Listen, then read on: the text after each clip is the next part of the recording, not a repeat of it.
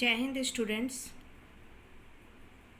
welcome to the second class of Human Reproduction, Chapter 3 of your NCERT book.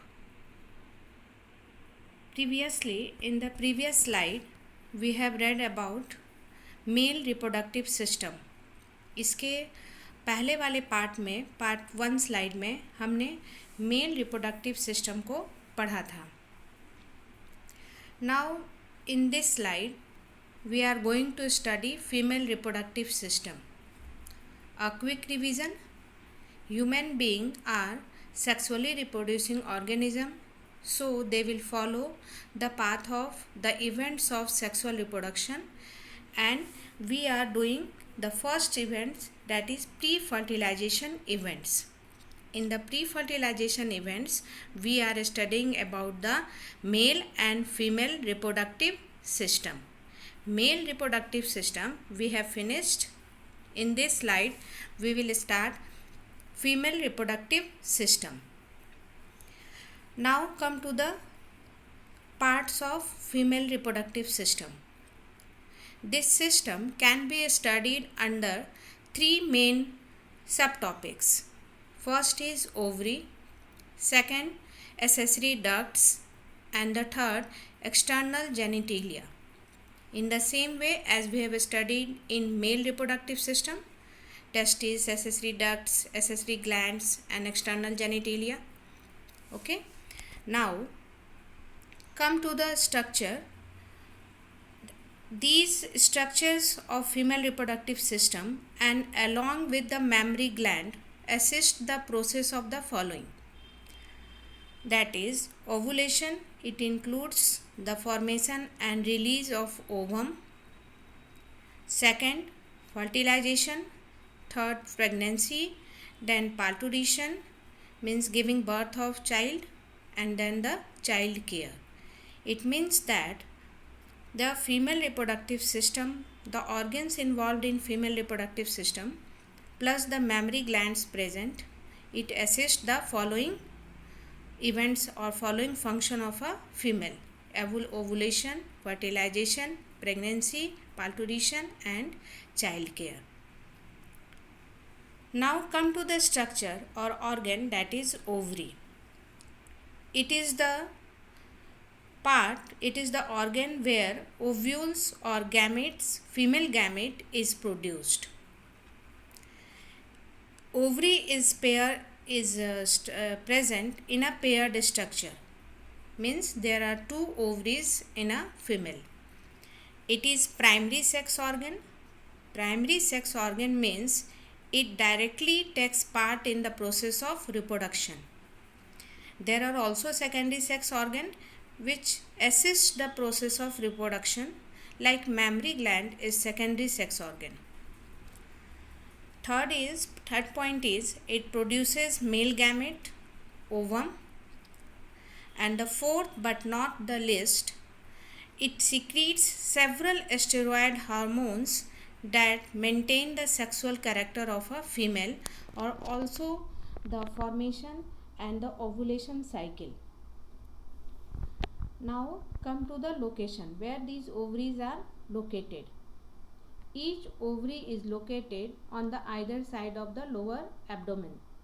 Its size is 2 to 4 cm and it is connected with the pelvic wall and uterus by ligaments. I am following the NCERT book, that is page number 44 and 45 and 46. The page number 44, 45, 46 of NCERT book teaches this topic, that is female reproductive system.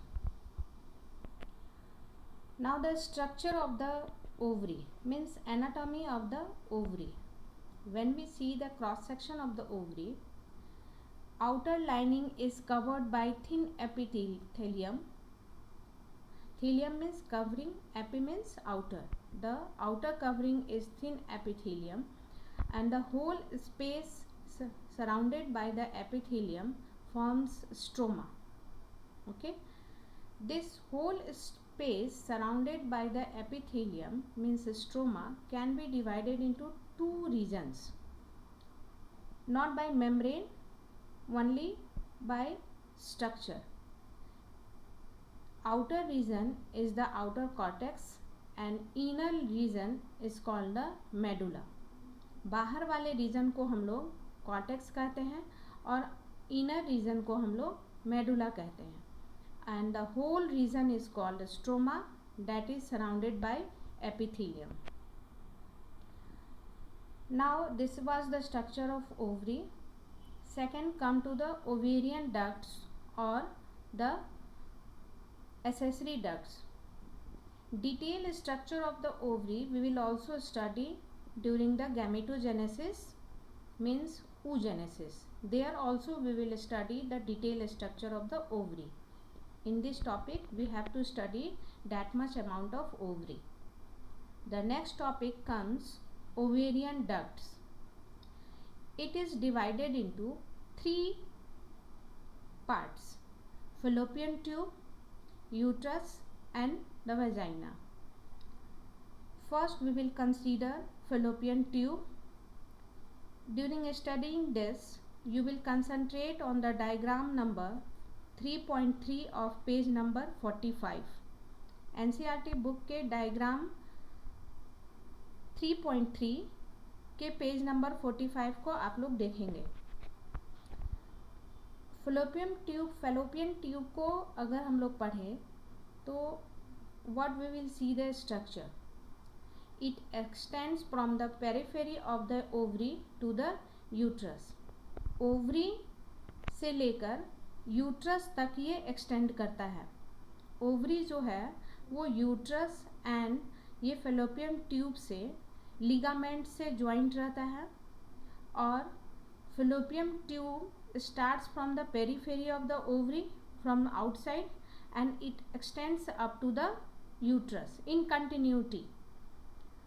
In continuity of the fallopian tube, uterus starts.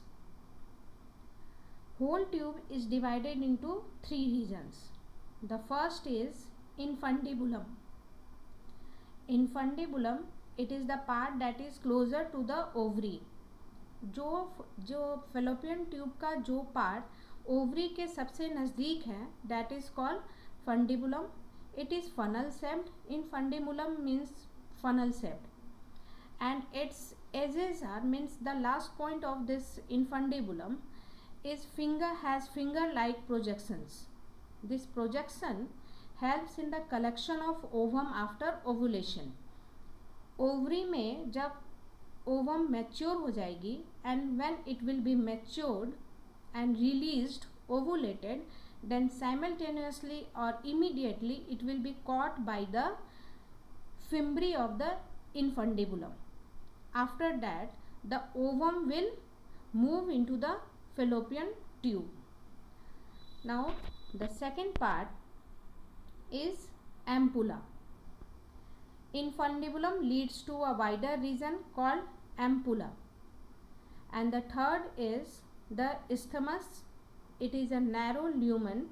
Lumens mean space which joins the uterus. It is only region. It is not separated mechanically. इसको mechanically ये सारे regions आपस में separate नहीं हैं. All these structures are in continuous. Only position के आधार पे इनका नाम जो है वो इनफंडिबुलम, एम्पुला और इस्थमस दे दिया गया है. They are not separated from each other mechanically और any wall. It is both whole infundibulum, ampulla and isthmus is a continuous tube which leads further to the uterus. Okay, now come to the uterus. The shape of the uterus is inverted pear shaped, means the upper part is wider and the lower part is narrower. It is also called womb. Womb भी इसको कहा जाता है. And it has 3 layers of tissue. The name of this layers of tissue is very important. Again it is important for the exam also. The outermost layer is perimetrium. Always peri means periphery, outer side. perimetrium. The middle layer of the tissue is the myometrium and the inner layer of the tissue is endometrium. Now we have read in the first chapter the difference between the oestrus and menstrual cycle. In menstrual cycle we have written that endometrium undergoes cyclic changes during the menstrual cycle and it comes out during the menstruation. So endometrium plays important role in the menstruation cycle and the cyclic changes goes on this layer of the uterus, that is endometrium. Second is myometrium, which exhibit strong contraction during childbirth, because we have to female have to exert pressure to exit out the baby, so the contraction or the pressure created by the myometrium help during the childbirth. Here it is the diagram. It is clear diagram where fallopian tube is situated. We can divide this continuous fallopian tube into infundibulum, ampulla and isthmus. Then uterus continues and you can clearly see the ovary here also. After uterus we will go to the second accessory ducts, that is vagina. Uterus opens into it through a narrow cervix with a cavity called cervical canal. You can see in the diagram above the uterus, then a narrow path, cervix, then the last part is the vagina and the cavity is called cervical canal. Cervical canal with vagina forms a birth canal, means from here the baby is delivered outside. It is also important which canal and which canal of the uterus or which part of the accessory ducts form birth canal. Question may come. Now the next one is the external genitalia, means the external feature of the female reproductive system morphology. Here it is certain complicated structure. Just remember it according to its presence in a series wise. The first upper layer is mons pubis, cushion of fatty tissue with skin and pubic hairs. After that, labia majora, folds of tissue beneath the mons pubis. Then comes the labia minora. It is pair of folds of tissue under labia majora, means सबसे upper part external part को हम लोग कहेंगे mons pubis. Then comes the labia majora. उसके बाद उसके अंदर होगा, these all are cushion tissue. उसके अंदर लैबिया माइनोरा, जो कि दो पेयर्ड फोल्ड्स है under labia majora. Important structure, clitoris, that is a small finger like structure, is present at the upper junction of two labia minora above the urethral opening. It is a structure that is present at the above the opening of the urethral and where the labia minora poles, pair of the labia minora joint. One thing here is important, presence of hymen layer. It is a thin membrane covering the opening of the vagina. There is moral also given in the NCERT book that many people, layman people, can think the presence of hymen layer is a sign of virginity, but it's wrong. Any logical person can think that this hymen layer can break during doing any physical work like cycling, running, jumping, playing. And you know that, we all know that nowadays girls are very active in every kind of fields. So the presence of hymen layer or the absence of hymen layer is not a sign of virginity. comes to the secondary reproductive organ, that is mammary glands. They participate not directly in the reproduction, but they assist the reproduction process. Mammary glands directly reproduction में participate नहीं करते हैं, but they help in nourishment and taking care of the child by the female, and it is a very distinct character of mammals. Mammals are defined by the presence of these mammary glands. Presence of paired functional mammary glands is a characteristic of mammals. One thing you must know that it is a modified sweat gland, sudoriferous gland, and secretion of gland you have studied in class 11th also, glands in epidermis, animal tissue. Secretion of gland is as apocrine gland, means here the milk is secreted when it is accumulated at the upper part of the cellular gland and then it is pinched off. This type of secretion is called as apocrinal secretion. In the book, the structure of mammary gland and how the milk is sucked out is present in certain paragraph form. You can remember it in the following flow chart. First of all, 15 to 20 mammary lobes are present. Each lobe has a cluster of alveoli. Wherever the term alveoli comes, it denotes a cell that has lumen also. Like there is alveoli in lungs also, which stores our respiratory gases. Here the alveoli, it secretes milk and store in it lumen. Lumen means space. This alveoli meets to form mammary tubules. Now these tubules join to form mammary ducts. These ducts open into a space called ampulla, and ampulla leads to last lactiferous duct, and from this lactiferous duct milk is sucked out.